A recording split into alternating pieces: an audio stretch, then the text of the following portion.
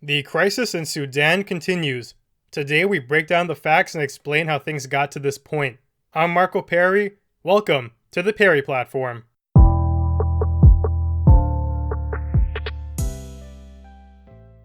There's been some troubling revelations occurring in Sudan as of late. Violence has broken out and many people are suffering en masse. There are people who are dying, women are being raped, even guys are getting raped, and a military force has seized the reins of power. It's a full-on destruction of the social fabric. The death toll itself has ballooned to over 100 people, and new bodies are being pulled from the Nile River frequently. Now, you may be wondering, how did things get so bad? We see the results of government failure, but what chain of events led them there?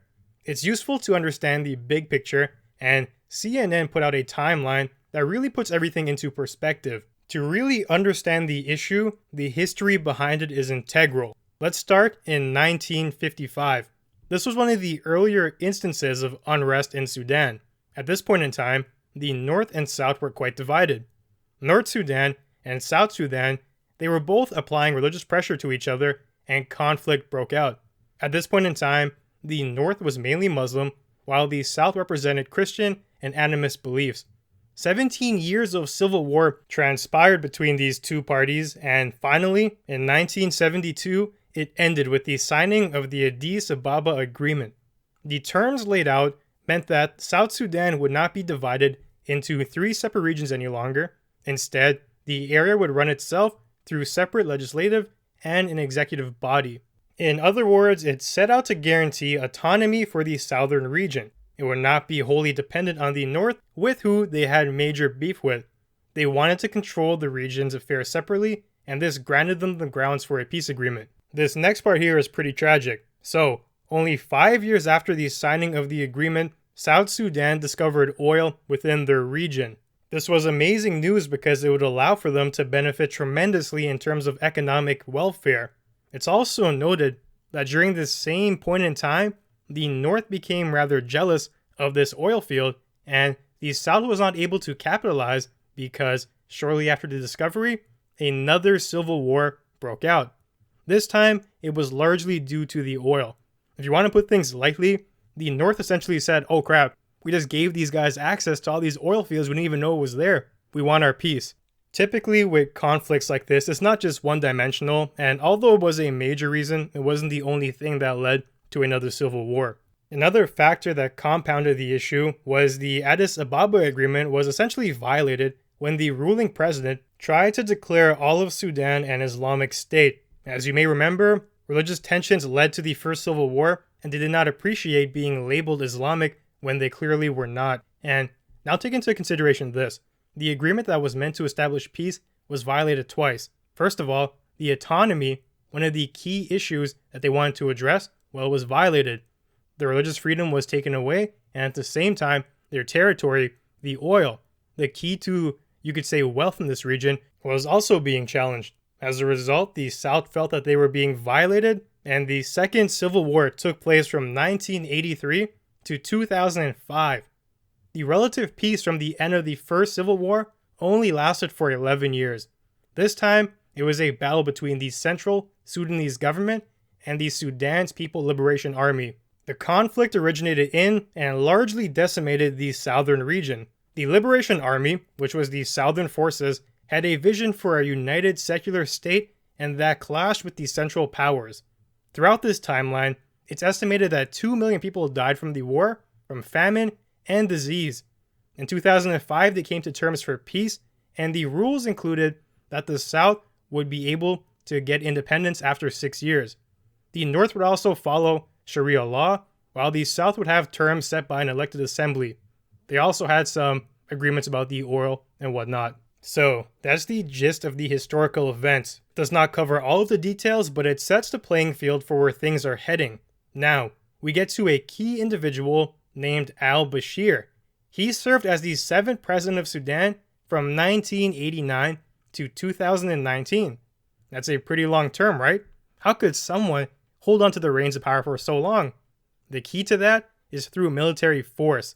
Now, this person, Bashir, he was not there at the beginning of the Second Civil War, but he was in power for most of it. How did he come to power? He was an officer that led a military coup and forcefully removed the previous democratically elected president. Since then, he's been reelected 3 times, but he's been accused repeatedly of electoral fraud, which, as I want to note, is extremely likely given, first of all, his unpopularity, second, his war crimes, and third, the fact that a 30-year term, that's almost unheard of. So in 2009, this president, Bashir, he was issued an arrest warrant from the International Criminal Court for a 5-year campaign of violence against Darfur. Darfur is a region in western Sudan. Conflict here began when the liberation movement and rebel groups began fighting with the government of Sudan. The government, led by Bashir, carried out a campaign of ethnic cleansing against Darfur, and they targeted people who were non-Arabs. This resulted in the death of hundreds of thousands of civilians, aka Bashir is not really a nice guy. In 2010, he was issued a second arrest warrant, and this time it came with 3 new counts of genocide. Then we get to 2011, where 98.83% of people in South Sudan voted for a separation from the North, and if you recall, that was based on the terms of peace they established at the end of the Second Civil War. And that number, 98.83, it's honestly astounding because people are rarely united in numbers like that. It's fair to say the violence, the sitting president, and all his crazy tactics of war, they definitely played a part on that decision. During this same time period, a party rep stated that Bashir would not seek re-election when his term came to an end in 2015. But along the way, some complications occurred. Surprise, surprise. The first of these new complications is Bashir claiming the disputed oil-rich region in Abyei. People responded by basically saying, what the hell? Clashes between the South and the North ensue again, and the UN publicly condemned the violence over the oil. It was causing a lot of tension, and it seemed like Bashir did not learn anything from the lengthy Second Civil War. Eventually, they make peace over that parcel of land, but here's a shocker. Another oil-rich state comes under siege, and fighting breaks out again. Over 100,000 people fled from the disputed lands of Abyei alone. The fighting continues, and in 2012, South Sudan shuts down oil production because they accused the North of stealing $815 million worth of oil. The funniest thing about that whole exchange was the North, they didn't even try to deny it. They're like, yeah, we took that, but it was to make up for unpaid fees. Now, we get to more recent times, and Bashir, he does not leave the government as it was supposed to happen. Instead, he grips onto the reins of power even harder. In 2016, he opened the border between the South and the North for the first time since 2011. Also, in 2016, new charges pile up against Bashir, and at this point, can we even keep track? His government is accused of using chemical weapons against the people of Darfur. It's estimated that up to 250 people were killed with these chemical weapons. Now, let's jump to 2019 to talk about what is happening right now. Bashir declares a year-long state emergency in response to protests nationwide calling for his resignation. Keep in mind, this man has been in power for 30 years at this point, and calling it a democracy is fairly far from the truth. The protests were organized by professional unions, including doctors, lawyers, teachers, and students. One of the motivating factors for the protests was an economic crisis. Things like bread were inflating like crazy, and people were really struggling. At the core, though, of the people's desires, they wanted a civilian government and people who would be held accountable to the people, to the populace, not another military-imposed ruler. Ironically, this is where things get really interesting, Bashir gets arrested and forced from power by a military coup. If you recall, that's the same method he himself used to gain the presidency. Now, this military council established control, and it's not long until they start to make the same mistakes of their predecessor. Pro-democracy protesters were attacked by troops, and it's hard to get a gauge on the numbers, but it's reported that over 100 people are dead, hundreds more are wounded, and new bodies are being pulled from the Nile regularly. It's crazy because the people do not want another dictator. They want a democratic process immediately, but the military occupation does not seem willing to comply. Opposition leaders have gone into hiding out of fear of violence, and that is not conducive to removing the militia. In addition to the chaos, it's also reported that more than 70 cases of rape happened in direct correlation to the protesters. So, we get to the burning question. Where do we go from here? There's no denying it's a horrible reality. Governments seized by power are always unstable, as resentment in the people will eventually boil to a tipping point, and that's exactly what happened here. Democracies are not perfect, but I believe they're the best system we have, and people deserve to have access to it. Democracies allow for accountability, which is something the government over there has been able to neglect for quite some time. The government should fear the people, not the people fearing the government. The argument that the Western world does nothing though, that's a false narrative. Aside from the humanitarian funds that we've sent, the continuous condemnation that global groups offer, we are also performing physical intervention as we speak. The United States of America has sent a diplomat to encourage a power transfer from the military group to a civilian system, and that's actually far more notable than you might realize at first, because now that America is at the table, the notion of danger hangs in the air for the war group who is currently in power. If there's one thing you don't want to do, it's fuck with America.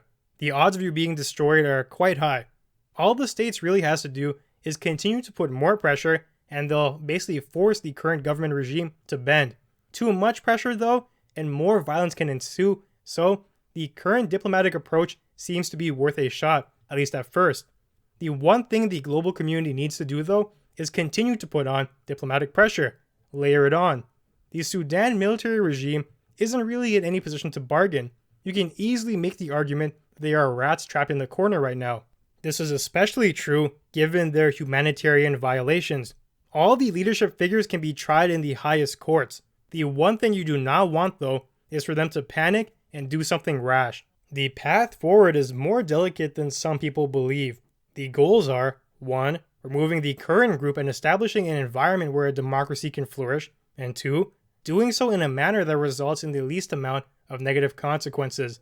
If the militia refuses to cooperate and continues to kill protesters, well, then it will call for more drastic actions, typically a forceful removal. But right now, international governments need to condemn the ruling party openly and make it clear their actions are not acceptable. Social media has been a very powerful tool so far that people are using to raise awareness, and in turn, that awareness applies pressure to the government as they realize, well, our government I mean, because they realize that our citizens are not pleased with the actions abroad, and in turn, our government's going to put pressure on Sudan. So it's really like a chamber of pressures. We're putting it on the government's putting it on Sudan, and Sudan will have to react. All we want right now is the path forward with the least amount of casualties, and I truly hope we can establish that. It's sad that things unfolded the way they did, but things can take a turn for the better if handled properly, and that's what we're all praying for right now. I think it's a likely possibility, and hopefully those people can be liberated as soon as possible. This is yet another reason why we should cherish our Western democracies a lot more than we currently do. They are a serious blessing, and as you can see, a lot of other places do not have these same entitlements and riches that we get from simply being born here. So that about does it for today. If you enjoyed the content, be sure to leave a review and follow me on Twitter at PerryPlatform. Thanks for joining me, and I'll see you soon.